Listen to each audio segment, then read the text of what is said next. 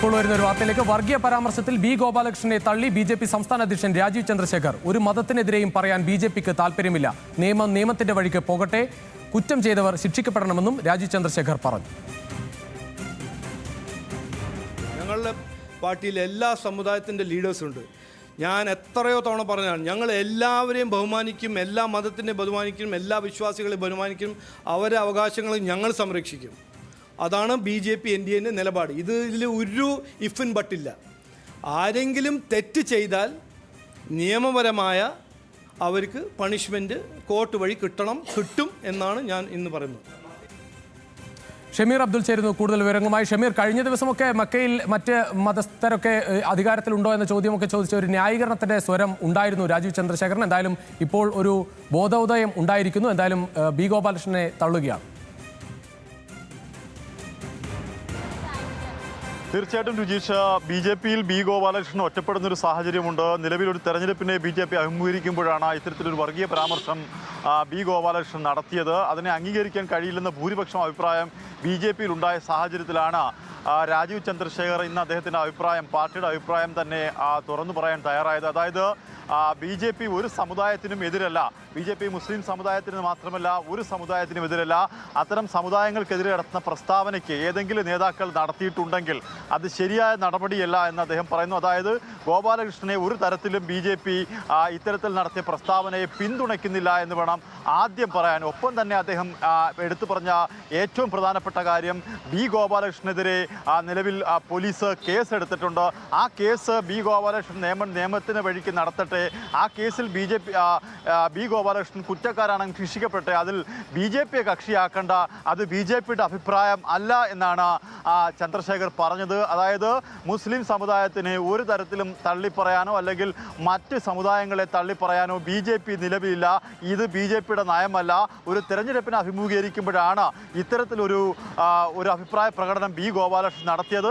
അതൊരു കാരണവശാലും അംഗീകരിക്കാൻ കഴിയില്ല. ഒപ്പം തന്നെ അദ്ദേഹം ഒരു സൂചന നൽകിയത് പാർട്ടി തല നടപടി കൂടി അദ്ദേഹത്തിന് വരാൻ സാധ്യതയുണ്ട് എന്നൊരു സൂചന കൂടി നൽകിയാണ് അദ്ദേഹത്തിൻ്റെ സൗണ്ട് ബൈറ്റ് പൂർത്തീകരിച്ച് കൊല്ലം പ്രസ് ക്ലബ്ബിൽ നിന്ന് അദ്ദേഹം മടങ്ങിപ്പോവുകയും ചെയ്തു. എന്തായാലും ബി ഗോപാലകൃഷ്ണൻ ഈ വിഷയത്തിൽ ബി.ജെ.പിക്കുള്ളിൽ ഒറ്റപ്പെടുന്നു. അതിൻ്റെ ഏറ്റവും പുതിയ പ്രതികരണമാണ് അദ്ദേഹത്തിന് വന്നിരിക്കുന്നത്.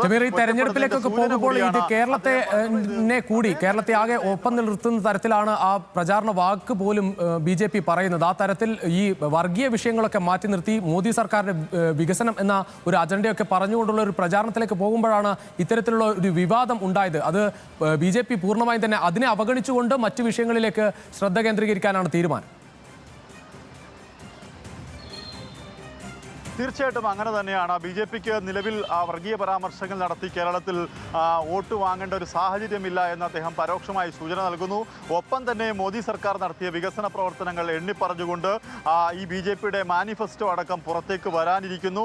ഒപ്പം തന്നെ കോൺഗ്രസ് ഇതിനോടകം തന്നെ മാനിഫെസ്റ്റോ പുറത്തിറക്കി. അപ്പോൾ ആ മാനിഫെസ്റ്റോ ഒക്കെ പുറത്തിറക്കുന്നതിൻ്റെ തിരക്കിലാണ് ബി.ജെ.പി. ഉള്ളത്.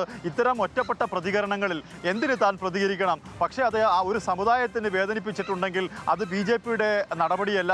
ബി.ജെ.പി. അതിനെ അനുകൂലിക്കുന്നില്ല എന്നാണ് അദ്ദേഹം തുറന്നു പറഞ്ഞത്. എന്തായാലും പോലീസ് അന്വേഷിക്കുന്ന ഒരു കേസാണ് അത് തെരഞ്ഞെടുപ്പ് കമ്മീഷന്റെ മുമ്പിൽ വരെ വന്നെത്തിയ ഒരു കേസാണ്.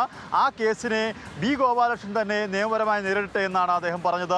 അതിൽ ബി.ജെ.പി. കക്ഷിയാകുന്നില്ല. ബി ഗോപാലകൃഷ്ണൻ നിയമത്തിന്റെ വഴിക്ക് നേരിട്ടെ, അദ്ദേഹം പോയി വിശദീകരിക്കട്ടെ എന്നാണ് അദ്ദേഹം പറയുന്നത്. ഒരു സമുദായത്തിന്റെ പേരും പറഞ്ഞ് ഒരു സമുദായത്തിനെതിരെയും ഈ തെരഞ്ഞെടുപ്പിൽ കേരളത്തിലുള്ള ഒരു സ്ഥാനാർത്ഥികളും പ്രസ്താവന നടത്താൻ പാടില്ല. അത്തരം പ്രസ്താവനകൾ നടത്തിയാൽ അത് അവരുടെ മാത്രം ബാധ്യതയാണ്.